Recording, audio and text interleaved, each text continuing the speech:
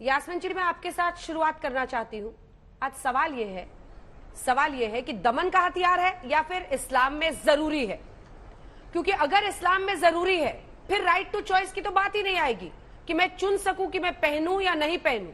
फिर तो जो इस्लाम नहीं मानेगा या जो लड़की नहीं पहनेगी उसको लेकर सब उस पर कीचड़ उछालेंगे। क्या मैं सही नहीं बोल रही हूं यास्मीन जी? जी, मैं आपको सुन रही हूँ। अंजना जी, मैं वो जवाब दूं आपको? बात खत्म हो गई हो तो बोले। मैं ये कहना चाहती हूँ, देखिए मैं दोनों पहलू। अब पहली बात तो अंजना जी, हमारे पास 2 जजेस थे और दोनों की अलग अलग राय थी। इससे ये जाहिर होता है कि 2 राय लोग रख सकते हैं। जब जजेस जैसे लोग रख सकते हैं तो आम आदमी भी 2 राय रख सकता है, पहली बात। दूसरी बात, आप जो धर्म की बात करती हैं मेरे से, मेरी आवाज गई शायद? नहीं, आपकी आवाज आ रही है, धर्म की बात मेरे से कर रही हैं तो धर्म का जहां तक सवाल है, आप अंजना जी अच्छी तरह जानती हैं कि धर्म में नमाज पढ़ना हमारे यहाँ फर्ज है। कोई नहीं पढ़ता। सरदारों में वो कड़ा पहनना जरूरी है, वो लगाना सर पे वो बांधना जरूरी है। पर कुछ लोग करते हैं, दाढ़ी कट रखना जरूरी है, पर कुछ लोग काट देते हैं, नहीं रखते हैं। तो ये चॉइस हो गई आपकी। धर्म को भी मानना, कितना मानना कितने नहीं मानना, ये भी एक चॉइस है। अब आप आइए चॉइस पे। तो देखिए, मैं ईरान की अभी आप बात कर रहे हैं बार बार, मैं ईरान में भी, वहां पे तो लॉ है, वहां कानून है कि हिजाब पहनना जरूरी है, फिर भी औरतें उसके अगेंस्ट आ रही हैं। मैं उसको ये कहती हूँ कि भाई किसी पे जुल्म मत करो, तुम इस पे ज्यादती मत करो। अगर वो नहीं पहनना चाहती, उनकी चॉइस है।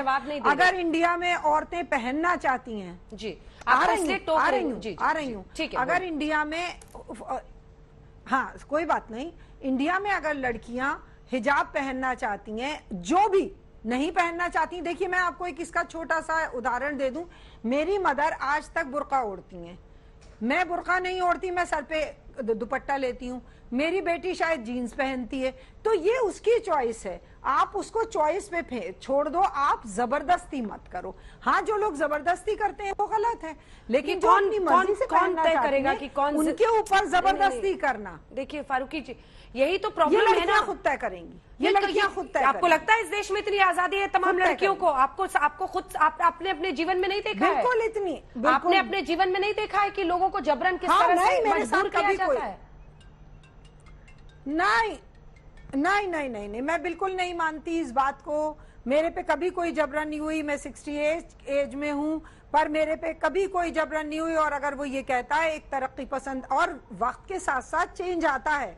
आज आपको वो पढ़ी लिखी एजुकेटेड लड़कियां हैं जो एहतजाज कर रही हैं, वो कोई रूढ़िवादी या उस तरह की जाहिल गांव की औरतें तो लड़कियां थोड़ी हैं जो एहतजाज कर रही हैं खड़े होके। वो सब पढ़ी लिखी हैं और जवाब जल्दी से पहनना चाहती हैं हिजाब। इतने से हिजाब के लिए क्यों प्रॉब्लम है? जैदी जी, वो कह रही कभी उन्होंने उन पर दबाव नहीं हुआ। देखिए अंजना जी, बहुत जरूरी बात यह है कि सिर्फ एक मुझे आजादी है या यास्मीन जी को आजादी है, इसका मतलब ये नहीं है कि भारत में जितनी भी महिलाएं हैं उनको सबको हमारी जैसी आजादी और उतनी छूट मिली हुई है कि अपनी मर्जी से वो ये चयन कर सकती है कि उनको बुर्का, हिजाब या किस तरह के कपड़े पहनने। तो ये कहना कि नहीं सबका एक जैसे हालात और एक जैसे उसमें सर्कमस्टेंसेस में जी रही, ये मुझे लगता है कि बहुत ही बेईमानी बात हो जाएगी। क्योंकि हम सब जानते हैं कि मुस्लिम महिलाएं किस स्थिति से, किस मुश्किल से पढ़ने के लिए बाहर निकलती हैं। उनके ऊपर बुर्का, हिजाब, रिलीजियस प्रैक्टिस को असेंशियल मानते हुए उनके ऊपर थोपा जाता है कि अल्लाह ने बहुत जरूरी कहा है, अगर आप बुर्का हिजाब नहीं पहनेंगे तो आप दोज़ख में जाएंगे और आप गुनाह कर रहे हैं, और अगर आप नहीं पहनेंगे तो आपके साथ साथ आपके माँ बाप और पूरा खानदान आपकी वजह से दोज़ख में जाएगा। तो इस तरह के डर मुस्लिम महिलाओं पर, बच्चियों पर लादे जाते हैं, और उस डर की वजह से मुस्लिम महिलाएं बुर्कों की इस कैद में बंध जाती हैं। और ये सारी प्रैक्टिस, ये रिग्रेसिव सोच महिलाओं पर लाद दी जा रही है धर्म के नाम पर। हाँ। अफसोस की बात यह है कि इसको जस्टिफाई किया जा रहा है उन लोगों की तरफ से जो लोग खुद संपन्न है, पढ़े लिखे और सारी अच्छाई और